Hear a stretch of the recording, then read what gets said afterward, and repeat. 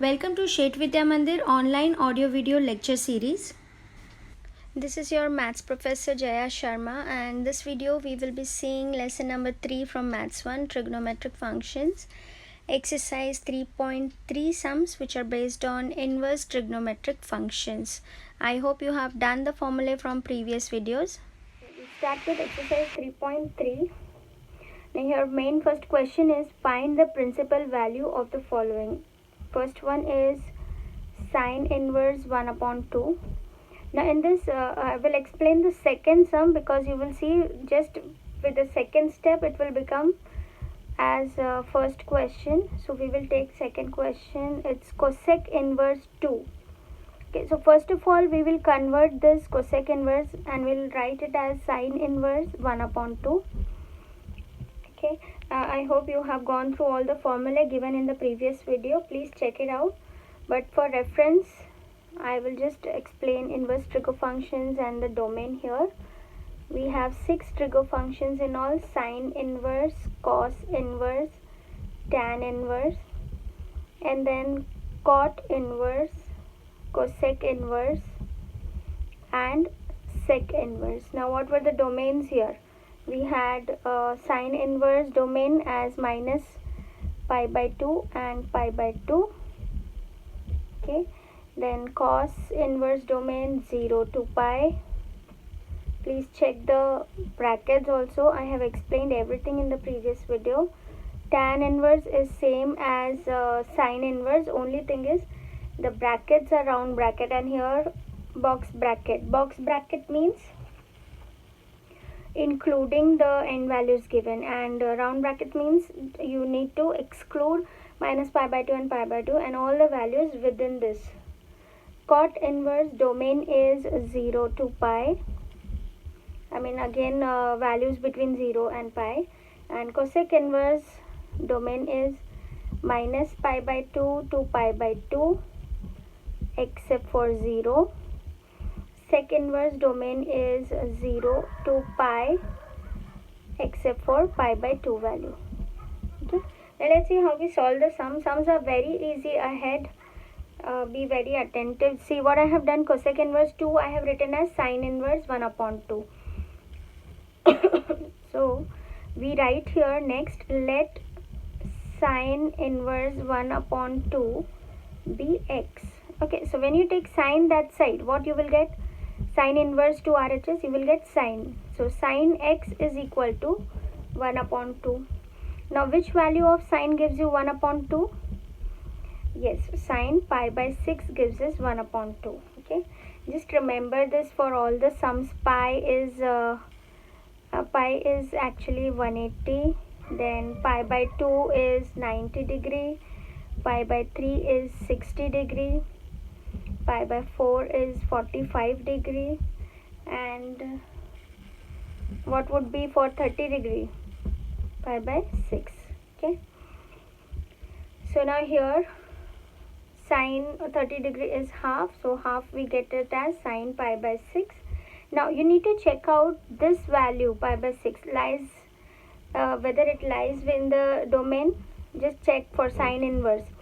It's minus pi by 2 and pi by 2. So you will just state there the principal branch value of sine inverse is minus pi by 2 and pi by 2. Also we will state whether the obtained value lies between that or no. Now pi by 6 is 30 degree and pi by 2 is 90 degree. So minus 90 and plus 90. Does 30 lies between this? Yes, it does. So we write also minus pi by 2 is less than pi by 6 and this is less than equal to pi by 2. Okay, we'll state it this way. Therefore x is equal to pi by 6. The principal value. Now we will state the answer as how it is asked. So we'll write the principal value of cosec inverse 2 is pi by 6. Okay, let's check the next sum now. Now next sum is tan inverse minus 1, and the just next to this is tan inverse minus root 3. Now this is very easy. I'll explain this in short. Now third one I'll explain fully. Again we will write let tan inverse minus 1 be x. So tan inverse will take that side, so we get tan x is equal to minus 1. Now we get value of tan as 1 with pi by 4. So I write this minus here, so we get minus tan pi by 4. Okay, now this can be taken inside because we have already learned trigonometric functions for negative angles where tan of minus theta is minus tan theta. So minus tan theta will be equal to tan of minus theta. So in this way we get here tan minus pi by 4. Now principal branch value you have to write. See children, I already explained that you have to remember the domain of all the inverse trigonometric functions because it has to be considered in the sum like this. So I write principal value of tan inverse x is minus pi by 2 to pi by 2. Okay, also we have the angle got as pi by 4, so this lies between minus pi by 2. Okay, now see, I said round bracket means excluding these extreme values, so you will not take equal to sign, you will only take less than. So minus pi by 2 less than minus pi by 4, which we have opted less than pi by 2.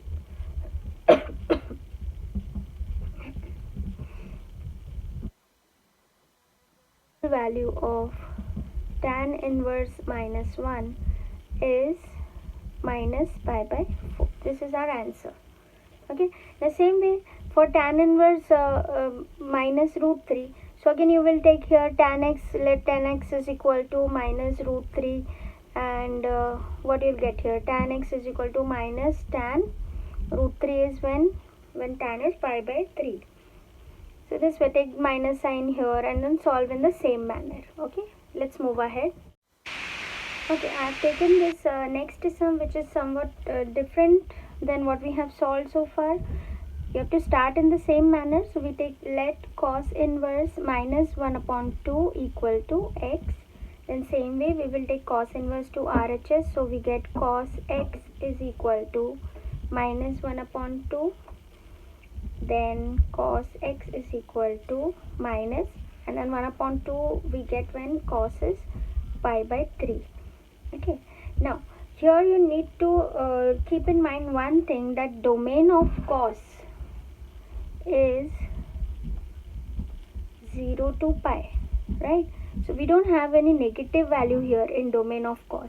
So what we need to do, we will have to use some other trick here so that we get rid of this minus sign. So simple, we have already learned the sign of different trigonometric functions in different quadrants, where all silver teacups we write like this. Now here first quadrant and fourth quadrant cos will be positive, so we have to check out here. Fine. Now what is this? This is pi. Now when we use this quadrant, it is pi minus theta. So let's use it here for the sum. So we will get cos x as cos pi minus pi by 3. So here minus cos pi by 3 I have written like this. Okay, now next we will write, we'll solve this and we will get 3 pi minus pi by 3, we will get 2 pi by 3. Okay, so we have x is equal to 2 pi by 3. This value we will use ahead. Now we need to specify the principal branch value. Principal branch value of cos inverse x is 0 to pi. Also what we have obtained, 2 pi by 3. Now what is 2 pi by 3? It is 120. Yes, 120 is lying between 0 and 180, that is 0 and pi. So therefore principal value of cos inverse minus 1 upon 2 is 2 pi by 3. Okay, this is the sum. Next sum, which I am taking from main question number 2, it is asked to evaluate the following. First one, it's very interesting sum. Now first question, if you have followed thoroughly children, then it is same, we have to solve in the same manner. Only thing is, once you get all the values, substitute and then simplify how it is asked. So we will solve for the first part. Let tan inverse 1 be x. Take tan inverse to RHS, so you get tan x is equal to 1. So tan x is equal to tan pi by 4. Then what we used to do, we used to write principal branch value. Yes, we will write principal branch value of tan inverse is minus pi by 2 and pi by 2. Also here pi by 4, it is lying between minus pi by 2 and pi by 2. We state that also. Therefore x is pi by 4. Okay, now therefore tan inverse 1 is pi by 4. This is the first value we got. Okay, in the same manner we will solve for the other two. Okay, so I'll take cos inverse now. We will say let cos inverse 1 upon 2 be y. Now we have once already taken x, so next we will take y. So we get cos y is equal to 1 upon 2. Then cos y is equal to cos pi by 3. Then we write principal branch value of cos inverse is 0 to pi. Again I am reminding you, please do learn all these domain values of inverse trigonometric functions. And then we also state about pi by 3 lying between 0 and pi, so we write here pi by 3. And one more thing, check out, when it is round bracket we only put this sign, and when it is square bracket we write equal to also. Okay, 0 and here 2 pi. Fine. Now therefore y is equal to pi by 3. That means cos inverse 1 upon 2 is equal to pi by 3. This we obtained on solving. Now last term, sin inverse 1 upon 2. So let's check out that value also. So we write let sin inverse 1 upon 2 be z. So therefore sin z is equal to 1 upon 2. So sin z is equal to sin pi by 6. Then we need to write principal branch value. So we have here principal branch value of sin inverse is minus pi by 2 to pi by 2. Also pi by 6 lies between minus pi by 2 to pi by 2. Okay, therefore z is equal to pi by 6. So we get sin inverse 1 upon 2 is equal to pi by 6. Fine. We have to find value of this, right? So we take now tan inverse 1 plus cos inverse 1 upon 2 plus sin inverse 1 upon 2 is equal to, let's substitute all the values obtained, all the three values which we have obtained. So we will get pi by 4 plus pi by 3 plus pi by 6, and try to solve it in simple way. LCM of 4, 3 and 6 gives you 12. So in the numerator you will get, okay, when you can make 12 from 4, what you will multiply? So 3. So we multiply it here we get 3 pi plus 4 pi plus, when you multiply 2 to 6 you get 12, so we multiply numerator by 2, so you get 2 pi. Okay, then 3 plus 4 7, 7 plus 2 9, we're getting here 9 pi upon 12. Reduce this, 3 3s are 9, 3 4s are 12, so we got the answer 3 pi by 4. Okay, now this is the final answer we have got for what is asked, value of or evaluate tan inverse 1 plus cos inverse half plus sin inverse half. Okay, all the remaining sums are of same type, you just have to solve it separately, get the values, substitute in the expression asked and simplify and get the answer. Okay, let's move further.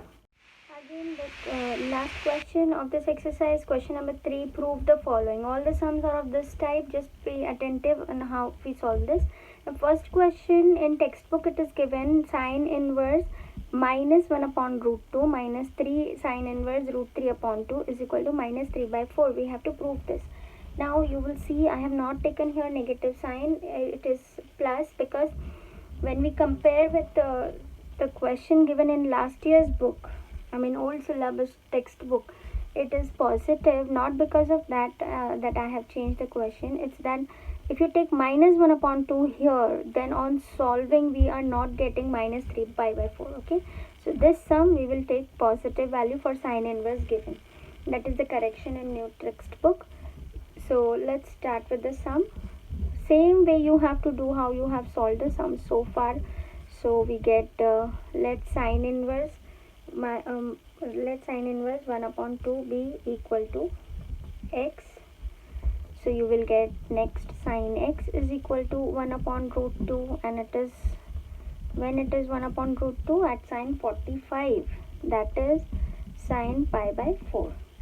Then we used to write principal branch value.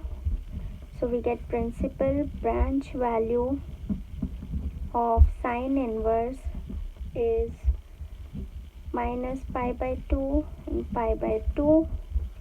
Also pi by 4 lies between minus pi by 2 and pi by 2.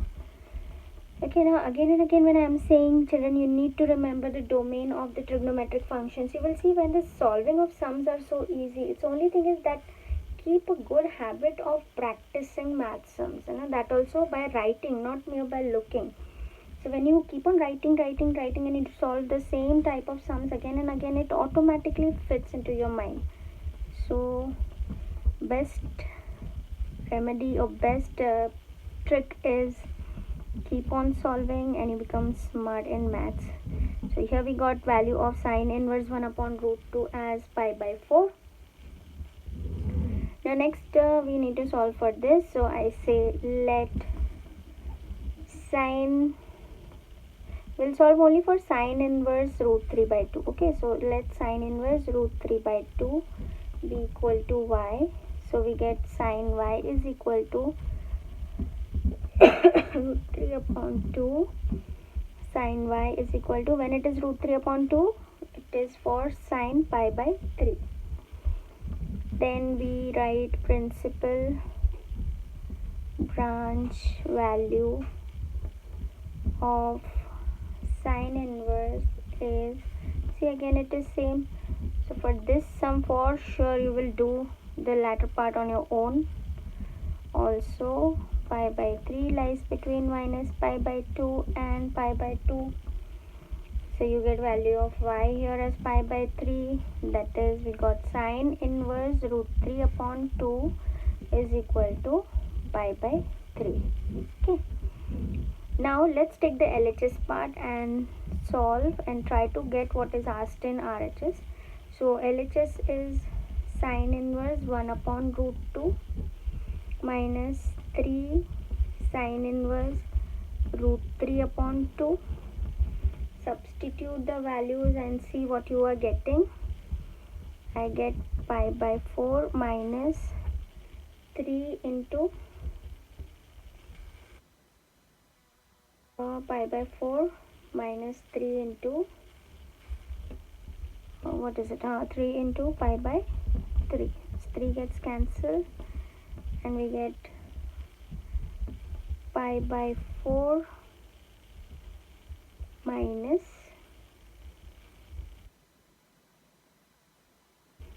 okay, we cross multiply this, get pi minus 4 pi upon 4, we get minus 3 pi by 4.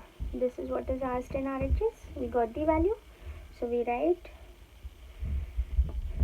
LHS is equal to RHS, hence proved.